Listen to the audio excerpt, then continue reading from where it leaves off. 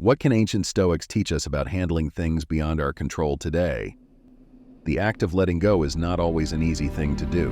In fact, without the tools to do it, for some, it might not even be possible. Without the knowledge or lessons to help us, we may well find ourselves anchored to people that cause us pain, thoughts that hold us back, or fears that stop us from stepping into the people we want to be. Stoics took notice of these situations and managed to come up with solutions. But first, we need to know what Stoicism means.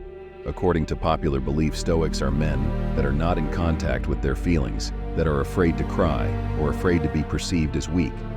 That's not the case. Stoicism is a way of living based in philosophy, where you have a superpower that helps your mind deal with life's ups and downs without getting too upset or too carried away when things are not going great. When it comes to letting go, we have a few options available to us.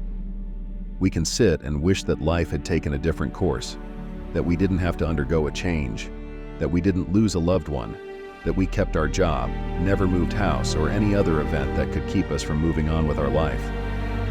At this point, I think it's worth mentioning that letting go isn't about suppressing any emotion we might have about something. It's simply recognizing that while it's okay to feel the emotion, we don't have to allow the emotion to control our thoughts and actions. We can decide our own path, and we have ownership over the actions we take. Imagine you are playing a hard video game like Dark Souls, and you keep losing at the same spot. If you get super mad and throw your controller and break it, that's not going to help, right? Stoicism teaches you to stay calm, figure out what you can do better, and try again without losing your cool. It's all about controlling your effort and attitude to fix the problem ahead. Let's take the example of Conor McGregor versus Jose Aldo.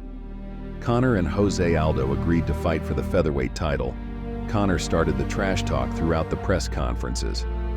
To a certain point, Conor stood up and took the belt from Aldo's table, trying to get Aldo emotional, and it worked, because when fight night came, Aldo looked nervous, and this was pointed out by UFC commentator Joe Rogan.